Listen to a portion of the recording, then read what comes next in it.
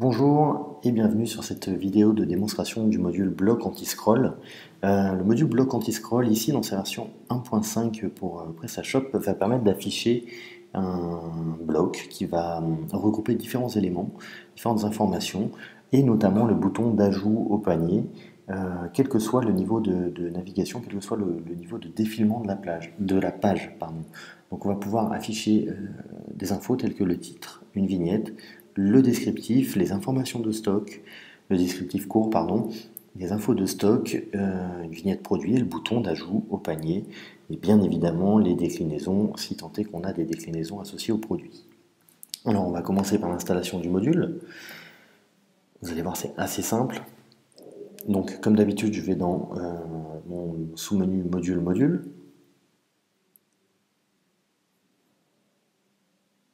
Voilà.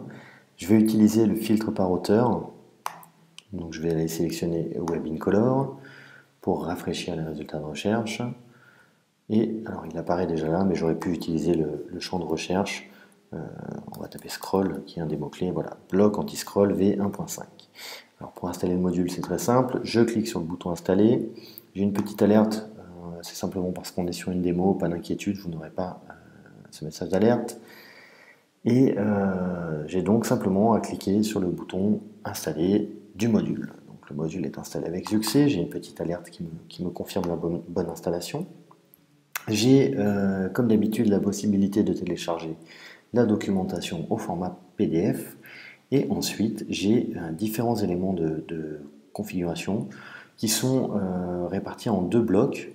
Un premier bloc de configuration générale et un deuxième bloc de personnalisation qui va permettre de styler, entre guillemets, de styler le module en front office.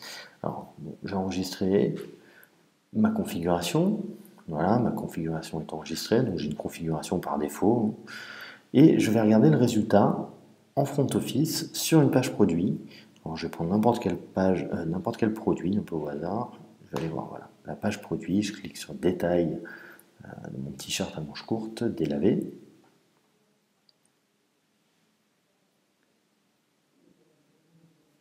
Alors ça charge. Voilà. Alors qu'est-ce qui se passe? Une fois qu'on a installé ce module, le visiteur qui va aller consulter votre page produit va vouloir regarder votre page produit et puis va commencer à défiler vers le bas. Et admettons qu'il s'intéresse aux éléments de la fiche technique, il va donc scroller vers le bas, faire un scroll down, un défilement vers le bas ou utiliser l'ascenseur. Voilà, il y a plusieurs façons de déterminer cette action. Et on se rend compte que dès lors qu'il descend, qu'il passe le bouton d'ajout au panier, on va afficher les éléments essentiels en surimpression, en superposition, dans un bloc transparent qui va les positionner en 100% et en haut de la page. Alors ce bloc, il va reprendre la vignette produit, le titre du produit, le prix, la notion de stock, les déclinaisons, donc en l'occurrence il s'agit de taille et de couleur, et le bouton d'ajout au panier, ce qui va permettre au client, peu importe l'endroit où il navigue, d'avoir accès très simplement au bouton d'ajout au panier. Alors là, on est sur une configuration par défaut, on voit que le bloc est blanc, on a une certaine taille et certaines infos. On va donc s'intéresser à la config du module, je retourne du coup dans la configuration, et on voit qu'on a différents champs. Alors la hauteur de déclenchement, par défaut, le bloc s'affiche, on l'a vu, dès lors que on arrive en dessous du niveau de flottaison du bouton d'ajout au panier. Voilà. Vous voyez que dès que le bouton d'ajout au panier commence à être masqué, le bloc s'affiche. Si on met une valeur, par exemple 50, on va enregistrer cette valeur. Je vais rafraîchir la page produit. On se rend compte que le bloc apparaît à partir de 50 pixels. Donc ça permet de forcer l'affichage de ce bloc un peu plus tôt ou un peu plus tard en fonction du positionnement de notre bouton d'ajout au panier. On a d'autres éléments qui vont permettre de positionner le bloc soit à gauche soit à droite. On va faire un petit essai pour vous montrer. On va le positionner à gauche. On a la possibilité d'activer ou désactiver cette fonctionnalité sur téléphone mobile, d'afficher ou de masquer la miniature, c'est-à-dire la vignette, l'image produit. On peut ensuite choisir la taille souhaitée. Alors on va la mettre un peu plus petite, on va mettre du 80 par 80 pixels. On a la possibilité d'afficher ou de masquer le titre, la même chose pour le prix, pour les déclinaisons, pour l'information de stock, on va masquer l'information de stock pour notre test, et le bouton d'ajout, on a toujours la même possibilité. Donc je vais enregistrer cette configuration, et je vais rafraîchir ma page produit pour vous montrer le résultat. Alors voilà, ma page est désormais rechargée, et si je descends, je m'aperçois que mon bloc va s'afficher donc à gauche, et je n'ai plus l'information relative au stock.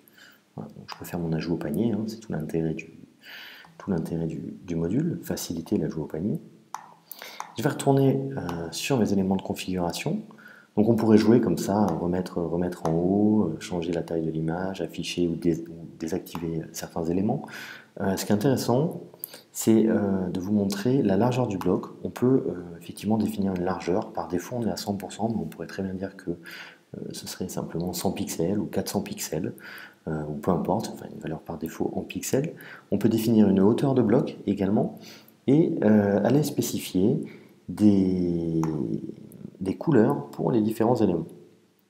Donc en fonction du code couleur de votre site, vous pouvez aller spécifier, grâce aux petits sélecteurs de code couleurs, qui vont ensuite être retranscrits en hexadécimaux, vous allez pouvoir sélectionner une couleur et affecter cette couleur aux différents éléments de votre site. Voilà.